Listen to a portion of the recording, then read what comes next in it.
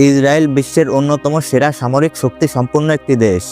দেশটির সামরিক শক্তির সবচেয়ে সেরা হাতিয়ার হলো ইসরায়েলের আকাশ প্রতিরক্ষা ব্যবস্থা। ক্ষেপণাস্ত্র হামলা প্রতিহত করার ইসরায়েলি প্রযুক্তি সাধারণভাবে আয়রন ডোম নামে পরিচিত।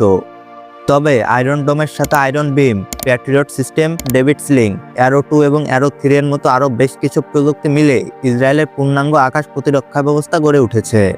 পৃথিবীর অন্য কোনো দেশের এই ধরনের প্রতিরক্ষা ব্যবস্থা নেই, আর সে কারণেই রকেট, সাধারণ মিসাইল, ক্রুজ মিসাইল বা ব্যালিস্টিক মিসাইলের মতো সকল ধরনের ক্ষেপণাস্ত্র হামলা চালিয়েও ইসরায়েলের তেমন কোনো ক্ষতি করা যায় না। রকেট ও মিসাইলের মধ্যে পার্থক্য কী এবং ইসরায়েলের আকাশ প্রতিরক্ষা ব্যবস্থা আয়রন ডোম কীভাবে কাজ করে সে সম্পর্কে আলোচনা করা হবে আজকের ভিডিওতে।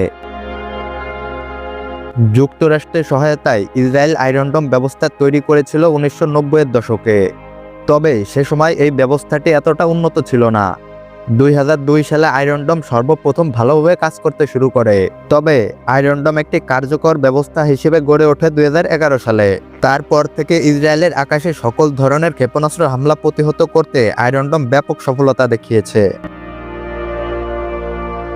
আয়রন ডোম সম্পর্কে আরও বিস্তারিত জানার আগে রকেট এবং মিসাইল সম্পর্কে জানতে হবে। আমরা সাধারণত রকেট বলতে মহাকাশ যানকে বুঝি।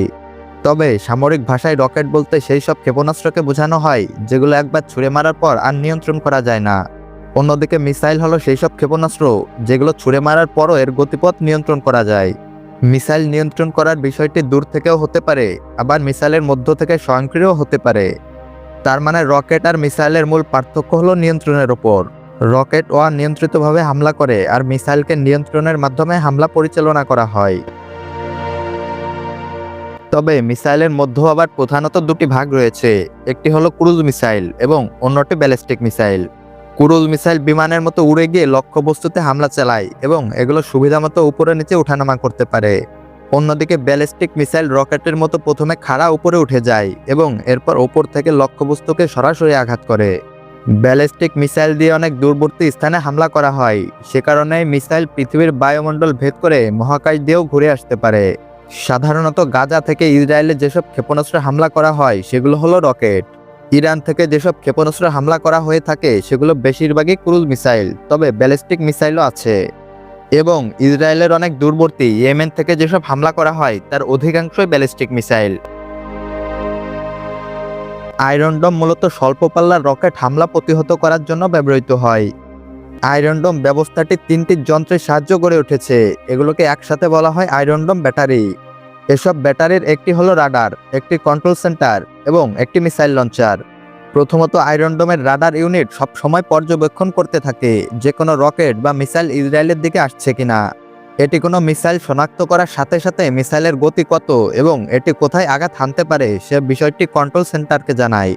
কন্ট্রোল সেন্টারের কম্পিউটার রাডারের তথ্য বিশ্লেষণ করে দেখে যে মিসাইলটি কোনো জনবহুল এলাকায় আঘাত করবে কিনা। যদি দেখে এটি জনবহুল বা কোনো গুরুত্বপূর্ণ এলাকায় আঘাত করতে যাচ্ছে, তখন কন্ট্রোল সেন্টার মিসাইল লঞ্চার থেকে একটি মিসাইল ছুড়ে দেয়। কন্ট্রোল সেন্টারে প্রতিরক্ষা মিসাইলকে নিয়ন্ত্রণ করার মাধ্যমে আক্রমণকারী মিসাইলকে ধ্বংস করে। আয়রন ডোমের মিসাইল সরাসরি আক্রমণকারী রকেটে আঘাত করে না, এটি আক্রমণকারী রকেটের কাছাকাছি গিয়ে নিজে বিস্ফোরিত হওয়ার মাধ্যমে টার্গেটকে ধ্বংস করে।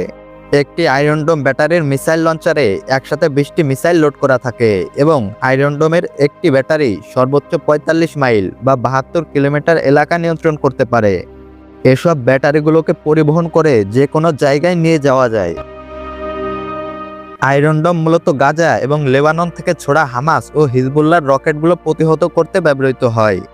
ইরান, ইরাক, সিরিয়া এবং ইয়েমেন থেকে যেসব দূরপাল্লার মিসাইল হামলা চালানো হয় সেগুলো প্রতিহত করার মতো সক্ষমতা আয়রন ডোমে নেই। সে কারণেই মূলত আয়রন ডোমের সাথে ডেভিড স্লিং এবং অ্যারো সিরিজ নামের আরও দুটি উন্নত প্রযুক্তি ব্যবস্থা যুক্ত করা হয়েছে। 2023 সালে সর্বপ্রথম ডেভিড স্লিং ব্যবহার করা হয়। ডেভিড স্লিং আয়রন ডোমের চেয়েও অনেক দূরবর্তী মিসাইল হামলা প্রতিহত করতে পারে। এটি মূলত ক্রুজ মিসাইল প্রতিহত করার জন্য ব্যবহৃত হয়, তবে ক্ষেত্র বিশেষে ডেভিড স্লিং ব্যালিস্টিক মিসাইলও ধ্বংস করতে পারে। সাধারণত আয়রন ডোম মিসাইল যেখানে টার্গেটের কাছে গিয়ে বিস্ফোরিত হয় সেখানে ডেভিড স্লিং সরাসরি টার্গেট মিসাইলে হামলা চালায়।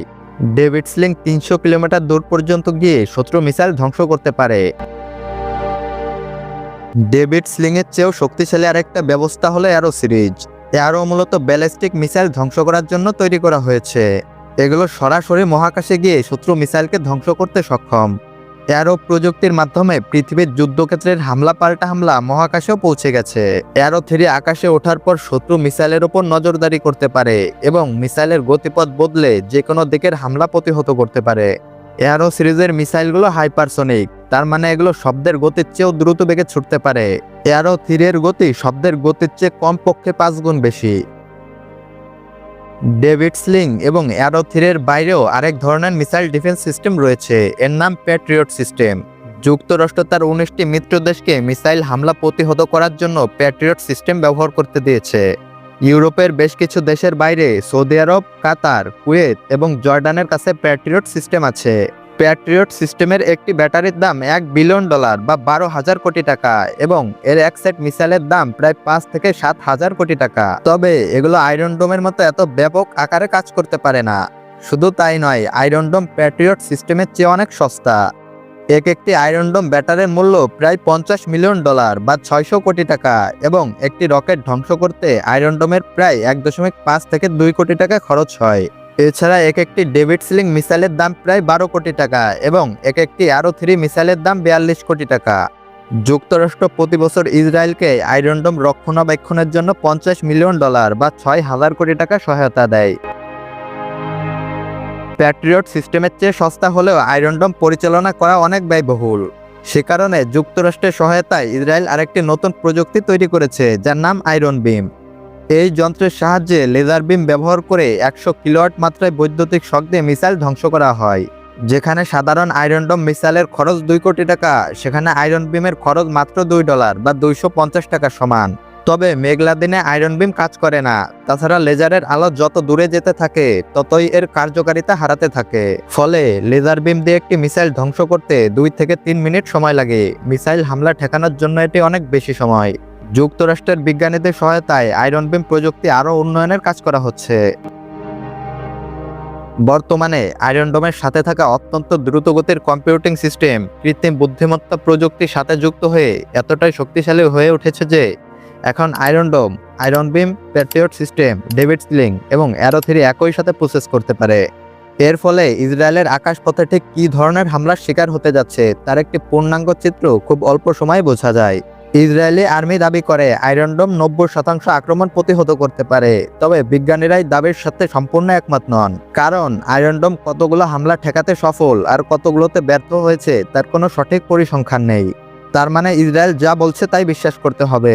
ইসরায়েল সাধারণত তার শত্রুদের চাপে রাখার জন্যই নিজেদের সামরিক সক্ষমতা অতিরঞ্জিত করে প্রচার করে থাকে। তবে সাম্প্রতিক যুদ্ধ পরিস্থিতিতে যুক্তরাষ্ট্রের আর্থিক ও সামরিক সহায়তায় ইসরায়েল আগের চেয়ে আরও অনেক বেশি সক্ষমতা অর্জন করেছে।